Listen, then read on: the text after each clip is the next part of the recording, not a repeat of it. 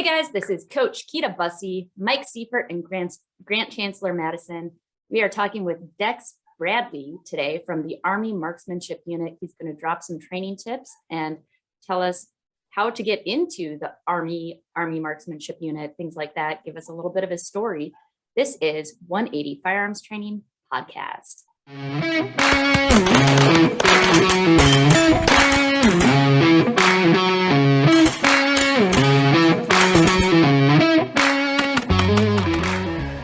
So Dex, welcome to the show. Tell us a little bit about yourself, your background, what you do in your shooting life. Well, I've been doing competitive shooting for the past 14 years now. I started when I was 12, and my dad kind of got me into it. And once he took me to the range and showed me what it was about, I was hooked ever since. I wanted to make that my career. And so I pursued the US AMU, and here I am. So what is the training schedule like? Do they create your training schedule for you, or are you able to do that yourself? How does that work? I'm able to build my own training plan. If they see me start to struggle in certain areas, they'll help me out and help me build certain training routines or regimens to build up on those areas that are struggling. But for the most part, I can basically train on my own and work on what I need to work on. So do they have people on board, coaches to help you out, or do they just have other AMU participants help you out? Do you guys take classes? What do you do?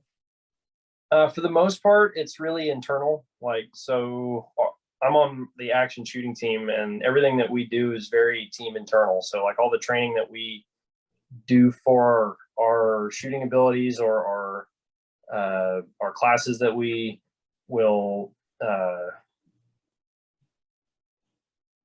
partake in, that's all stuff that we will actually do in-house. It's kind of different. We'll end up changing how we go about certain things. If we feel that there's things we need to work on, we'll address them in a different way to see if we can mitigate the issues that we're having. Okay, so you just work together and figure it out. Pretty much, yeah. All right. We do have a coach. He's our team chief, but he's also our coach. If he sees that we're having issues, he'll jump in and he'll help us out as well. Okay, so tell us about what you do shoot and what you've done in the past with your shooting. Okay. So I shoot open division in USPSA. I've been to countless USPSA nationals. I have a junior national title. No, that doesn't really count, but it's still something. I've won a couple area matches. Actually, I take that back. I've won one area match. That would be Area 2 last year. That's a tough one to win.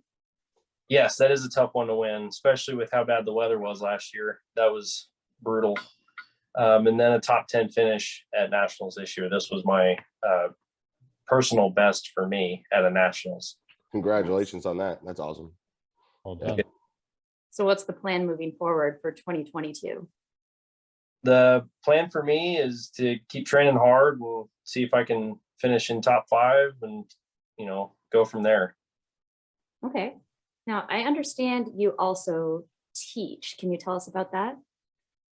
Yeah. So the majority of the teaching that we do is based mainly with Army units. So we'll train Rangers, we'll train line units, we'll train snipers, anybody that really wants to come in, work on specific skill sets that we have to offer them. Now, are you looking to branch out from there at all as an instructor? I am, yes. I would like to get my own instructor course available out to the public. I'm working on a curriculum at the moment. It's a work in progress. It's coming along, but sooner or later I'll have a curriculum out and I'll be able to promote it. Now, something I've found with people like you with advanced skills, if you're teaching newer shooters, it's hard for a lot of people to remember back to when they were new and to break down that curriculum in a way that they can wrap their minds around it. Have you run into that at all? In some cases, yeah, I've found it difficult for me to be able to pick and choose what are the things that I should work on as an instructor to help new people get into it, and as well as bringing it down to the points where it's better for advanced shooters to pick and choose what items they can get out of my classes that'll actually benefit them. Okay, well, while we're talking about classes, I'm going to take a little detour here, and I will put this information in the show notes. I just want to let you guys all know what classes I have coming up for movement. I have the Smart Move class, which is movement, and the Train Smart class, which is basically how to train. So in March, the 3rd and 4th, or 5th and 6th in Gaskin, Florida on the Panhandle, we've got Smart Move. March 18th to 19th, Richmond, California. April 9th and 10th, East Texas Rifle and Pistol Club. May 21st and 22nd, Osceola, Iowa. In June, I have Greece, Italy, Portugal, and the Netherlands. August 29th to 30th, North Carolina, and we are working on a class in Alaska. You can email me 180firearmstraining@gmail.com if you would like more information on any of those classes, and I will put info in the show notes as well. Girl gets around. So Dex, one of the things I want to ask you, what made you decide to go into open? Was it just kind of what was available, or did they ask you to do open? How did you do that? So since I've started, I've always shot open. I have dabbled in production and limited, but for the majority of my career as a competitive shooter, I started in open, and I never really went anywhere else. And how can you go down? You know, I mean, starting the best, you gotta kind of ride that out, you know. And when I tried out for the unit, they basically gave me the option to shoot whatever division I wanted, and I wanted to stay with open because that's what I know. So here I am. So what advice would you give to someone who's thinking about joining the Army and wants to get into the Army Marksmanship unit? How do you do it? What would even be like the process? Like if that was like my dream, like, Yeah, oh, like man, a I saw these guys shoot and I want the- to, you know, say I was like a young kid and I seen you guys out at a match somewhere wherever you guys were, and I was like, man, I really wanted to shoot the Army Marksmanship unit one day. Like what would be the process for me? Like what should I be shooting for? Like when I go sign up, like do I just sign up for basic or whatever it is, and then I get to pick, or how does that work? So to get to the unit, it's a little different. You can't just go to your recruiting station and say, hey, I want to go to the USAMU, and you know, they'll write you up a set of orders and away you go. That's not really how it works. But when I decided I wanted to get to the AMU, I put my nose to the grindstone and I just started working and seeing myself grow. The AMU will take notice of that. So if you put your nose to the grindstone and you start putting up results, they'll notice you and they'll actually start watching you. They actually approached me when I was 16, 17, tail end of high school. They approached me and offered me a spot, and due to family issues, I wasn't able to accept it at the time. And then here, a few years ago, I was fortunate enough to get a second chance, and I took it as soon as I got that chance. So you enlisted because you were recruited? Yes. Okay, so it's not usually the other way around. So you're already shooting in the shooting sports to get noticed. Yep. Now there are people in the AMU that are prior service. Understood. And get into the AMU that route. It just takes a little more work on that end. They'll have to build a packet and submit it and then come try out and all that good stuff. Okay, so if you're already in, you can try out. You can, So yes. what is the process for that? They just contact the AMU and say, I want to try out for this? I don't know the ins and outs of it completely because I didn't You can do it that way.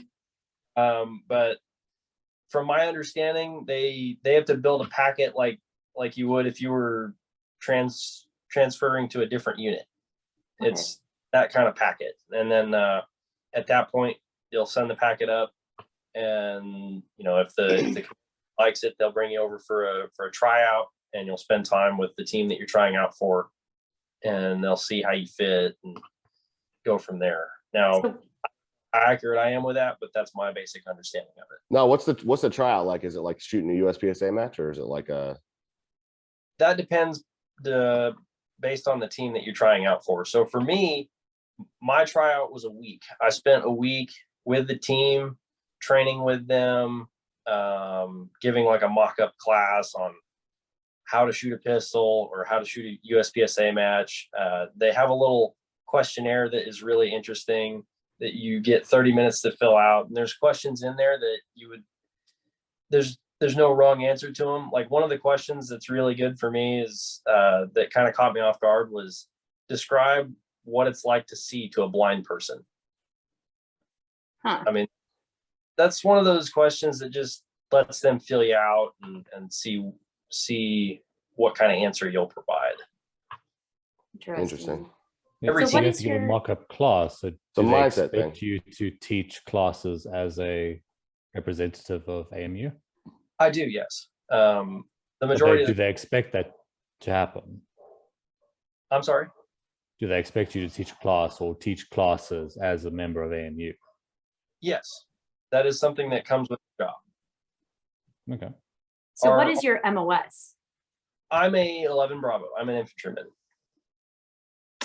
So can you have pretty much any MOS and still be doing this, or do you have to be infantry? You can pretty much any MOS you want. What's MOS for the people that are not in the US Army or not in the US? When I enlisted, they gave me the option to pick whatever MOS I wanted to have. But they strongly recommended I go with 11 Bravo or infantryman because the school is right here on Fort Benning. I don't have to travel to a different military installation and take the school at a different military installation and then come back. So the MOS is basically whatever job you choose within the military. So when you enlist, you go and take what's called the ASVAB. It's a test that kind of places you and checks what you would be good at. And if you don't do very well, you're probably going to be assigned something or have very limited options. If you do really well on the test, then you can choose pretty much anything you want. Yeah, I got a couple kids in my class that have done that test, and they're going into the Army. So, yeah. I took that test when I was 17. They said I could do whatever I want, but I wanted to be a mechanic. And they're like, why would you pick that? I just like working on cars. Yeah, it's a fun time. So Grant, you have any more questions about MOS? No, that I just answer your wanted to know what question? it actually stands for. What does MOS actually stand for? Military occupational specialty. That's what Ah, that's. okay, there we go. Okay, cool. I can Google that. I can Google that later. Yeah, and it always has like a number and a letter. Like he's 11 Bravo. I was 63 Bravo. So when someone asks, what's your MOS, you're going to get a number and a letter. And most people don't know what they all are. Yeah. Okay. So what kind of training tips do you have for our listeners? For the more beginners, I would just say put in the time and the effort, and it will benefit you. But the biggest tip that I can actually push is you have to have a good understanding of the game to be able to perform at the level that you want to have, like at the level that you want. So the better understanding you have of the game, the better that you'll end up doing. In what way? In what way? Meaning like a better understanding of how the rules are, or Yeah. So better the rules, better game the sport. You know, you can manipulate the rules in a way that you're not breaking them, but you can read a stage brief, and if something's not listed in the stage brief, so that might be an advantage, you can utilize that. right? It's those little things like that can help that can help you a little bit. Something that I find helped me a lot was having a better mental state when I would go compete, because when I first started, I was having a big issue mentally trying to stay focused throughout the entire match. But once I figured out how to maintain mental focus at the competition, I was able to perform a lot better.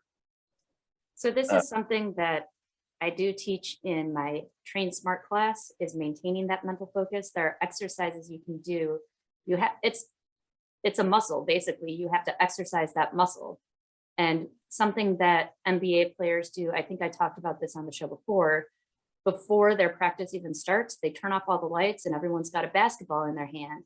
And they're trying to stay mentally focused on every little detail of that basketball, every little bump and groove, and think about those details. And every time they lose focus, they have to pay attention to where their thoughts go and then refocus, bring them back. And that helps you exercise that muscle to maintain that focus throughout the entire match. Yeah. So Dex, what did you do that you were doing before that you weren't focused? And then what did you change in order to maintain your focus? Like, what was your things that you noticed was you weren't doing right? Things that I ended up finding out that I wasn't doing right was I would get involved in conversations. It's really easy to, you show up to a match, you see all your buddies. Right. It's really easy to get lost in conversation, and then, oh, hey, you're a shooter on deck, and you have hardly had any mental prep for that particular stage. So what I ended up doing was I kind of seclude myself a little bit more when it's time for me to shoot, or when I'm on the stage. I'll kind of shut everybody out, not in a rude way, but I'll kind of step back and mentally run the stage through my head as many times as I can. And that was something that helped a lot, was being able to step back and try not to let those distractions bother me. And it ended up helping me a lot in the long term. So what do you do in your practice to mentally prepare? So practice is a little bit, I try to make practice as close to a match scenario as possible. I'll try to mentally treat practice like it's a match. That can be challenging sometimes, especially when there's a few people. It can be kind of challenging to keep mental focus on the task at hand. But for the most part, I try to train it like it's a match, because then you'll actually do that when it comes match day. Now, you're not setting up whole stages, right? You're talking about drills. I'm setting up drills, yes. Okay. Yeah, there is a point in your training where it can be beneficial to set up a whole stage, especially if you're having a lot of trouble with stage planning, visualization, and execution. But then once you get past that point, it's not really useful to shoot a whole stage in your match. You can still set up a whole stage if you want to, but you break it into sections so it becomes multiple drills within the stage. Right. Have you found that at all for you? I've set up stages in the past, but I've basically done what you described. I'll shoot the whole stage cold, just to see what that result is. Mm-hmm. Then I'll end up breaking the stage down into sections, and then I'll shoot the whole stage again at the end to see what the improvements were. Yeah. Right. Cold numbers are really important because we shoot all of our stages cold. I mean, you do warm up a little bit, so to speak, as you go through the match. It's not the first stage or the second stage of a big match. So you kind of calm your nerves a little bit and get in a groove. But when you're in practice, you need to be paying really close attention to your cold runs. Because for one thing, we never shoot the same stage twice unless it's a classifier. So it's always a cold stage. So paying attention to those cold times gives you a lot of feedback on your skill level. If you blow one out of the water, just knock it out of the park, you have to let that go. That's an outlier. I mean, it's okay to be happy about it, but you can't hold on to that time and those hits and think, oh, that's me. No, that's an outlier. Just like your worst run is an outlier. So you throw out your worst run in practice, you throw out your best run in practice, and look at what you're doing consistently. And that's what you really want to pay attention to. Right. So Dex, what does your week of practice look like from Monday to Sunday? You know, how many rounds are you firing? How many times are you practicing live fire, dry fire? How does that look? So a typical week for me, I don't train on the weekends. I'll usually go shoot local matches on the weekends if they're available. But a normal training week is anywhere from 3 to 500 rounds a day, and I try to condense it. I'll try to do most of my training in the morning just so I can go do other administrative work if I need to. And before I ever set foot on the range, I'll have a training plan set up to where I'll know what I want to work on, and I'll utilize that day to work on those specific skills. So you shoot every single day, 300 to 500 rounds. Nah, I try to shoot every day. That's awesome. I would never dry fire if I could do that. Right. Yeah. My dry fire has significantly been reduced. I hardly touch a gun when I'm not actually shooting. But right now, off season, I haven't touched a gun pretty much since nationals. I don't blame you though. If I shot 300 to 500 rounds a day, I mean, that almost turns into it's like a job, So yeah, that's work. Yeah, at that point, it's like, when you're really committed to going to the gym every day, it's like that's something that's serious. You're going to go shoot 300 to 500 rounds. I'd be taking a break too. God, I'm a little jealous though. That's awesome. Yeah. Well, Grant, you're on a break right now too. You want to tell us about that? How's that going? I haven't touched. I mean, if I touch a gun, it's to shoot people. But for South Africa, Yeah, South Africa. I'm not touching a gun to go and practice with or anything. Basically, I did some rifle stuff, an AK and an AR, just testing one of the new bullets from our sponsor. But that was just fun, you're on the range.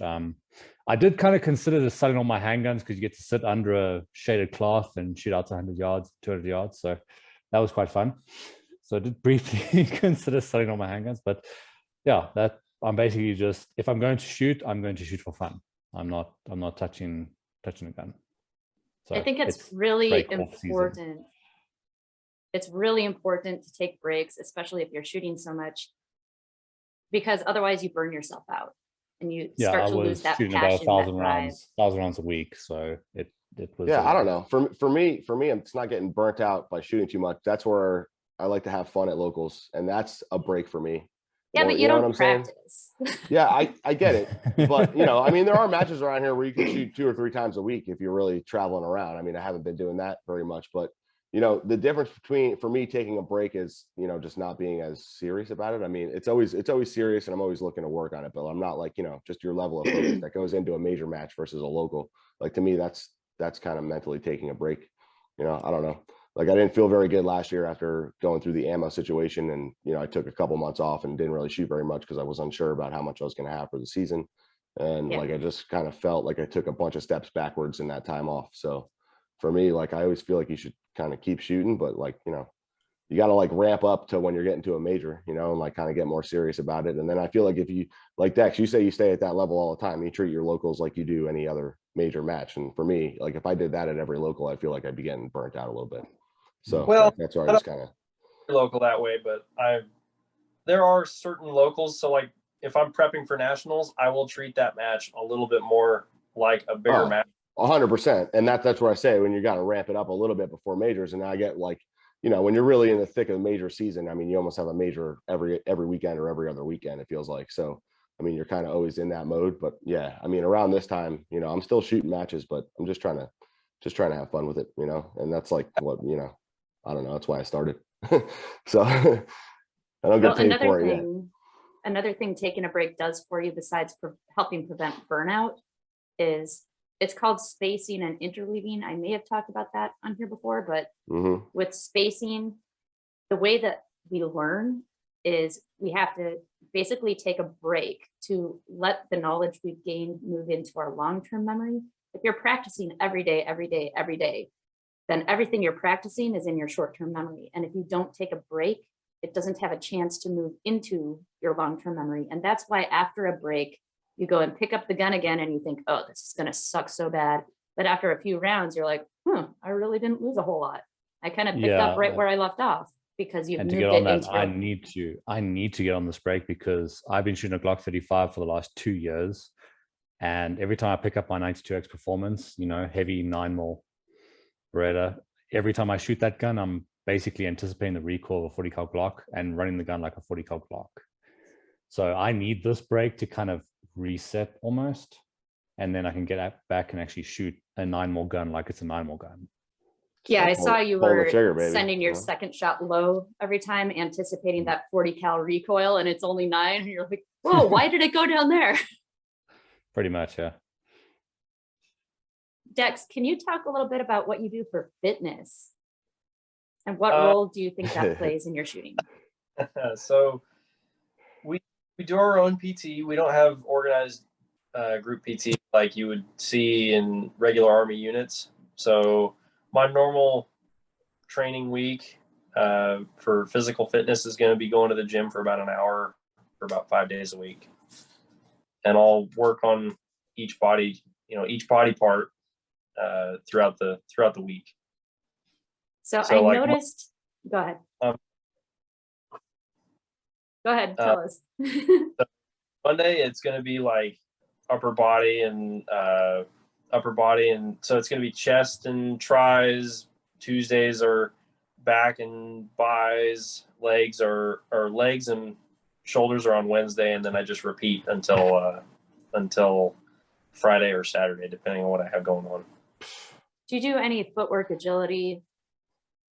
I try to. I will actually incorporate a lot of that into my day at work. So when I go to work and train, I'll set some time aside to actually work on footwork drills. Okay. So what I noticed was in your videos, all of a sudden you were just kind of like bouncing all over the place during your runs, because you had more muscle than you were used to and almost didn't even know what to do with it and had to learn how to control it. So that was an issue that you actually pointed out to me. I did notice that I had a lot more vertical movement than I should. And then when you pointed it out, it really stuck with me, and I've been working on that a lot ever since. Yeah, it's you worked out too much, man. Too much legs. Well, all of a sudden you have all this muscle and you're just like bounding everywhere, which is great, but you have to direct it horizontally rather than vertically. Right. So it is beneficial. You just have to learn how to use it. Yeah, it is a learning curve. I had to relearn how to move because I wasn't used to it, so I had to learn how to move again. Grant, you have a question? Well, that's interesting that like you get so much muscle that you don't know, you literally have to relearn. I could see how that would be on a stage in USPSA. Well, if you're used to being fat, and then all of a sudden you're not fat and you got a lot of muscle and power. Yeah, you can overrun stuff, and I can actually see how that like your drop step push off turns into like a vertical push up versus like pushing horizontal, and then you just Rex.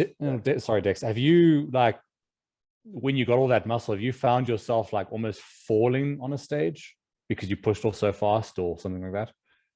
I wouldn't say falling, but I would feel myself like bouncing. I felt like I was bouncing up and down. Yeah, I call it the tactical bunny hop. Yeah.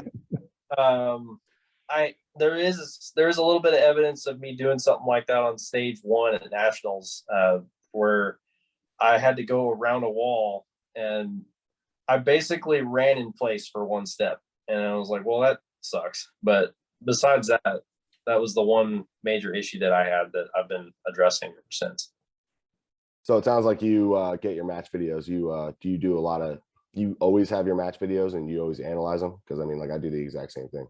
I do, yeah. When I'm able to get match videos, I will actually try to get as much as I can and then analyze them after the match. Right. Because I mean, the way it feels when you're actually running it first person, sometimes when you look at it from another perspective, it's like, wow, I know that felt good, but it doesn't look very good. So let me see. You see where you sucked at it. Yeah, right. And then be like, okay, now that looks good from the third, point of view. And like, now that's just, I got to make sure that's what it feels like mentally now. So it's like, it's just a different change, like in what your head is, but. It's also good to have it for the opposite reason, because sometimes when you get in the zone, you feel like, oh, that was so slow. I had all day to hit those alphas. And then you watch the video and it was super fast and you see your time. So then you can go back and look at when you were in the zone and time felt like it was slowing down and warped, Right. to try and get yourself back there by watching that video again. You can also use video to help bring pressure to your practice. So if you had a stage that you shot where you were really feeling a lot of anxiety and a lot of pressure, maybe it's the last stage of nationals or something like that, where it carries the most amount of pressure and you know you're doing well, then you can go back and watch that video again before you shoot a drill and try to carry that pressure with you onto the stage or drill that you're practicing on. Speaking of Video pressure, is Dex, very helpful. is there a lot of pressure on you to perform at like a national level and a local level? There is a certain amount of pressure. I had to adapt to it, because this I basically took a hobby and turned it into a job. So there became a lot of, like, there ended up because I'm here at the AMU, a lot of pressure was put on me at that point, because now I am expected to perform on the national stage and represent the unit at a world level. You know, we have Olympic medalists on our shotgun team. You know, everybody's expected to win. Like that is in our mission statement. So if we're not able to perform, it can be kind of stressful. There's a little bit of pressure involved, but I had to learn how to use the pressure to benefit me. You know, because if you work under pressure, then that can only benefit you further. I like that your mission statement, it expects you to win. That's kind of like the whole living your life backwards thing. Successful people live their lives backwards. They see where they want to be and then work it backwards to figure out how to get there. Like Olympic medalists will imagine themselves in the top spot on the podium, what it feels like to have that medal around their neck, the sights, the smells, the sounds, every little detail they can visualize and picture that every single day until they win. Have you done any of that kind of visualization? I have, yes. I try to do that, especially for 2022. I've already visualized myself, you know, at nationals, being right where I want to be, and achieving the goals that I had. And it's really rewarding when you actually do achieve the goals that you have set. So it's really important, at least for me, to be able to visualize those goals in the future, and then it's really satisfying to be able to achieve them when the time comes. So something that I talk about a lot is the performance bubble, and how when you set your goal, if you set your goal on first place, your performance bubble includes all the things that might go well and all the things that might go poorly. So if you set that right on first place and things go poorly that are outside your control, you could land within top 5 and you're not going to be happy with that. But if all goes well, you're either going to win or win by a small margin.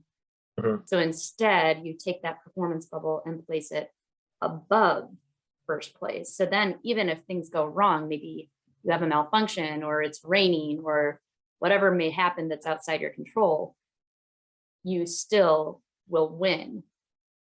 But if all goes well, you'll win by a bigger margin. So you have to actually calculate what margin you need to win by to account for things that might go wrong.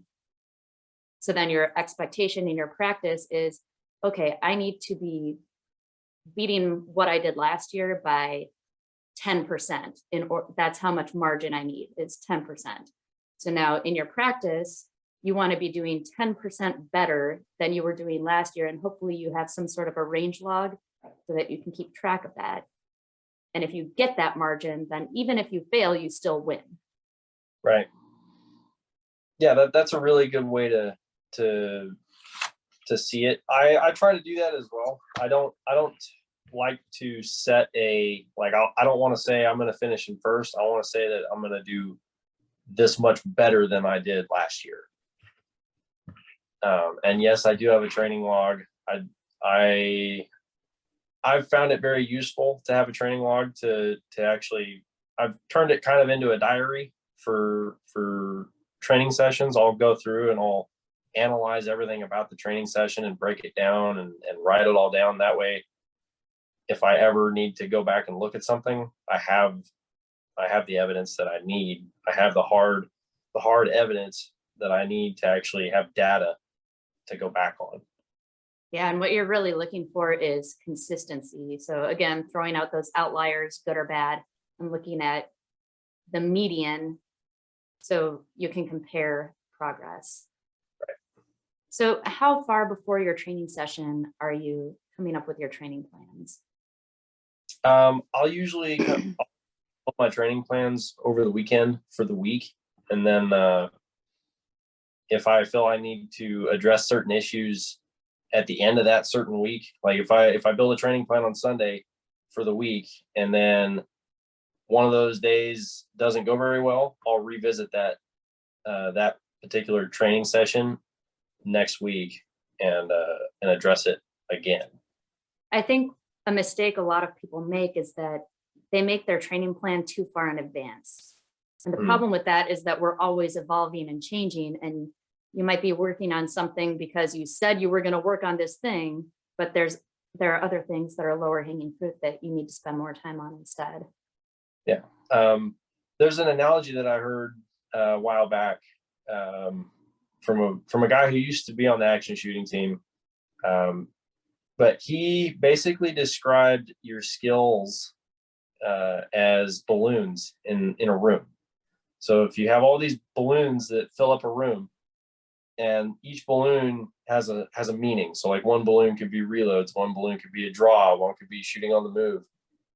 And throughout the training season, all those balloons are going to start to fall. So your job is to keep all the balloons off the floor. I like that. That kind of stuck with me because that analogy basically helped me visualize all the skills and be like, okay, so if I have this and it's starting to fall, I need to work on this to push it back up. That's a really cool analogy. I like that. That's really cool. So are you using like your weekend matches as a way to kind of like, this is what I need to work on during the week? Yes. Kind of thing? If that weekend and I find an issue during my training that I need to work on, I'll use the match as a training setting to address that issue. Because match stress, that's not something that you can replicate. And the only way that you can put yourself under match stress is going to matches. I agree with that. And match reliability is a thing with your equipment and that. It is, I would disagree. I would say you can replicate it. It's just not as good. It's not going to be exactly the same, but you can bring pressure to your practice. You can bring self-induced. I think it's easier if you at least have like a training partner or something to at least push you. Yeah, you know, I think it's hard. It's hard to bring that same level of match thing when you're just by yourself. I mean, you could try and be a little bit more intense, but it's not the same when you got people watching or you got, your buddies watching that you're competitive with, or so I think that brings a different level to it, doing it on the clock in front of people and making it right. So in training, we will create that match stress. Like we'll create it in the sense of like, this is the last nationals, you're tied with the leader. This is the stage for all the marbles. Here we go. And to be able to do it on command consistently. Right.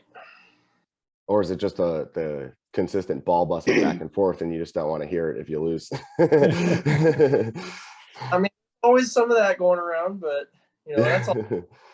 Yeah, that's what would drive me, like, all right, well, I just don't need to hear it from all these guys, so let me just crush them, but I guess you guys are more supportive than that. Now, I know that the AMU is your sponsor, not any particular company, but can you tell us about what gear you've been using? So the gear that I use is, of course, everything is bought by the AMU. I don't pay for any of it. I'm very fortunate about that, but I'm currently running a double alpha holster and mag pouches. And then the pistol I'm running is actually one that the AMU builds in-house. Oh, That's really? Cool. They do all the milling. I'm assuming it's 38 super and that. Awesome. Yeah. they'll build them in house just like any other custom gunsmith. We have a custom shop, and their job is to make sure our equipment works. When we have issues with it, we'll bring it to them and say, hey, you know, we'll outline the issue that we're having with it, and we'll discuss a solution to fix that issue. So you don't do any of your own gun work? On government guns, so on a unit gun, they actually don't want you to. I'm so jealous right now. I think it's kind of cool that they build you a custom gun. I think that's pretty awesome. So it's just like any other like Infinity or Atlas or anything that you would buy. It just is made by them. That's awesome. Do they clean them for you too? No, we try to clean Go find them. a private. Yeah. See, that's where you make the guy who lost the USPSA match between you guys, or in practice, that's who cleans the guns. You know, see, there's a little competition. So what is your rank? I'm an E4. I'm a specialist. Okay, so maybe not quite enough to pull on a private and say, hey, clean my gun.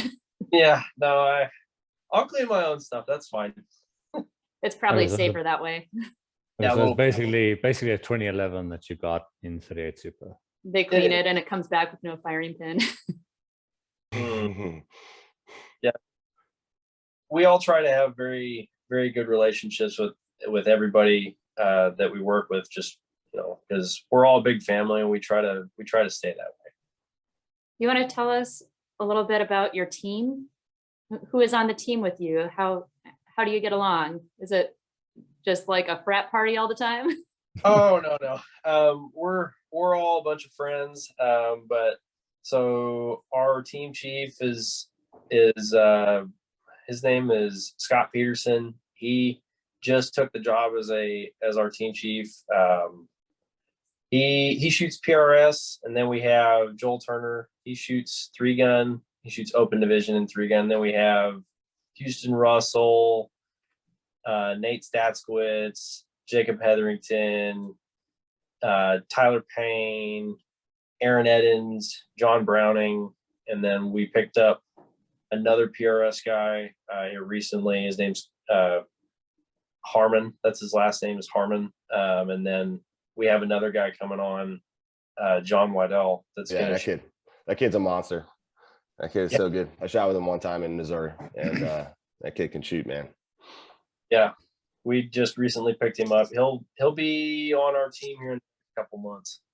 Yeah, good addition. Yeah. So awesome. So do you guys travel together and shoot as a team? We'll do a team match every once in a while. Like in 2019, we made 3-gun nationals our whole team match. So the whole team piled up in a van, and we drove down and shot 3-gun nationals as a group. That was a lot of fun. The year before that, or a couple of years ago, I can't remember, but we did the Pro-Am as a team match. That one was a really fun one. You know, an all steel match where you basically have to go ham on every single stage, because there's a cash prize for every stage winner. So yeah, that looks like fun. So are you required to shoot a certain number of matches? Do you make your own schedule? Do they tell you, no, you're shooting this match, this match, this match? How does that work? For the most part, I can pick and choose what matches I want to shoot and provide them with that list, and they'll, for the most part, they'll approve the whole thing. Now, like, I was going to go to Area 2 this year, but because we had the Fort Benning multi-gun match, we host that. So we build all the stages and we run the match. So we kind of needed all hands on deck for that one. So you're not going to defend your title? I wasn't able to do it this year, but that's all right. So being up from where I'm at, I shoot with the Marines a lot, and talking to them, I had heard something about that they were trying to put together like like the Marines versus the Air Force versus the Navy versus the Army, all that kind of stuff. Have you guys like talked about that more in detail? Is there going to be something like that? I actually haven't heard anything about that. I don't know. I didn't know that was even going to be a thing. Oh, they do that for bullseye shooting. Yeah, no, well, I know that Major Hijack in the Marine Corps squad, he was talking about that, trying to see if he could put something together. So maybe at some point he'll reach out to you, or maybe you can reach out to him, Major Hijack, on, I know he's on Facebook or whatever it is, but see if you guys could put something together, because I think that would be interesting, because I know that I think it would be fun to watch to see who would win, Yeah, that would be a fun one. I'd look forward to doing that. That would definitely build relationships with all the different branches too. Right. Yeah, that'd be cool. Right. So they do I'm actually something gonna send like a that message now. for bullseye shooting out in San Francisco. They put on a bullseye match with all the different branches, and then they go have a big award ceremony where they have a really fancy dinner. I got to go to that a couple of years ago. That was pretty intense. Very fancy, but it was cool seeing all the different teams getting to talk and intermingle rather than just being their own separate entities doing their own thing, never really getting to know each other. Right. We do have the All Army competition that's every year. It's in March, but it allows for basically any military unit can come in and compete in it. For at least my understanding of it, that's how it works. Don't quote me on that. I don't know for sure, but I've seen the Marine Corps show up and shoot it, but it's a competition that is more based on combat effectiveness. So there's like rifle marksmanship, pistol marksmanship. There is a mock-up 3-gun match, but it's a little more strenuous. So we have like we'll have a sled that they'll have to drag, or a casualty that they'll have to buddy carry over their shoulder, things like that. I've seen pictures of that. That's where everyone's in full kit. Yeah. Yep. Okay. Yeah, that sounds like a lot of work. Carrying 60 pounds of rifle plates and and gear. That doesn't sound very fun to me. It's like a It'd be workout. fun if they and a built match. in like Yeah. the grenade launcher or like the AT-4 rocket launcher, built that into the stage. That would Go be blow cool. up a Jeep. Like a massive USPSA target or something out in the field, like just to scale. Yeah, shoot it with the. That'd be fun.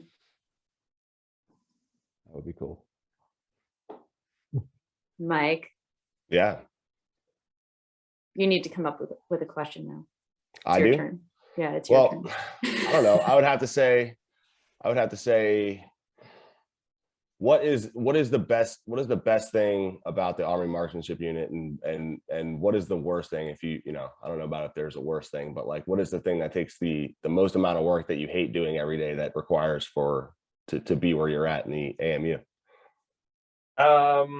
Well, as far as the best thing, I mean, I've been blessed with the opportunity to be a part of this organization that very few people get to be a part of, and it's very humbling to be here. It has opened a lot of doors. I'm able to meet a lot of different people. That's something that I do really enjoy, is being able to meet a bunch of different people and branch out and see what all there is out there to see. And in terms of like necessarily bad things, I don't really see any bad things. I mean, there's things that we all have to do. We're in the Army, so there's things that we have to do that might not necessarily pertain to our day to day. But for the most part, I have no complaints with where I'm at right now. It's a great place to be. I love it here. It's awesome. Yeah. So your goals are, I'm assuming, to make the World Shoot team. Yes, I would like to make that. Unfortunately, I can't make it the canceled a few times, right? Mm-hmm. Yeah. So I'm not. Hey, third time's a charm. I won't be able to make it to the next one, but for the next World Shoot after that, I'm going to be working really hard to make it to that team. Well, at this point, they should just do it 2 years in a row. Right. You got to make up for lost time here. So you're sticking with open. You're not going to do any shotgun or any rifle or any stuff like that. It's just basically you're focused on open USPSA. Is that accurate? Well, how is that? Do you guys have that like broken down in your team? Like you're like the open guy, and then like somebody else does like this is their specialty, or is it like everybody kind of does everything? So for at least the USPSA team, we have one person in limited, and that's John Browning. We have 2 people in open now, and that's myself and Aaron Eddins. He's a recent hire. He just got onto the team. He's been here for, I don't know. Yeah, he shoots around my area, my crushed Virginia State this past year. He was really good. So yeah. He's a dynamite shooter. He's a good shooter, good addition. And then we have Jacob Hetherington that shoots production in USPSA, but he also shoots 3-gun for the team as well. So he kind of jumps back and forth between 3-gun and USPSA. So you guys all kind of have like your own thing that you do. So who's your PCC guy? Let me ask that. I like shooting Mike's every like, day. sign me up. I mean, I don't know about what is the electrician MOS? Yeah, right. I can fix your lights and I can come shoot. I'm down. Hey, I used to be an electrician before I joined the Army. Oh, there you go. See, we got something in common. I very dangerously did all of my own wiring in my basement. Oh, well, see, that's what keeps people like me employed when that stops working. Right. I think I did a pretty good job. They all work at least. Hey, important thing. As long as the house doesn't burn down, they all work. Right. So Dex, is there anything that you wanted to talk about that we haven't talked about? I'm here for you guys. I'm just here answering questions you guys have. I don't really have anything that I was specifically looking to talk about. So does the Army Marksmanship unit pay for you to fly internationally to shoot matches? Because you need to come and shoot an IPSC match. No, we do. Me and Keita. Taxpayers. We've tried to get approval to go shoot international matches. It's a little harder because being in the Army, it's, we go shoot international. How do we promote the Army in a forum internationally? Well, I don't know if it's about promoting the Army or just showcasing our skills. I would think that would be something that we would want to be doing. We would want you to be going other places to show what we can do. And I really want to go shoot internationally. It would be really beneficial for everybody involved to be able to go shoot on an international level. I mean, besides the world shoot, we don't really compete in international IPSC matches, at least any that I've seen. But like I said, that's not something that can't happen. I mean, it can it can be very possible in the future. I've talked to the guys enough to know that it's kind of difficult to do, but besides that, it'd be kind of cool to get like a military version of like an IPSC league going, like where you would travel around to different parts of the world and like shoot against their whatever team, like the Army Marksmanship unit of whatever other country you're in. Yeah, well, like as a fun thing, like just a competition, just shooting like an IPSC match or something like that. I think that would be cool. It would just be interesting to. I don't know. I think that'd be incredible thing. The AMU was founded in 1956 by Eisenhower to compete on the world stage because the Soviets are the reason we were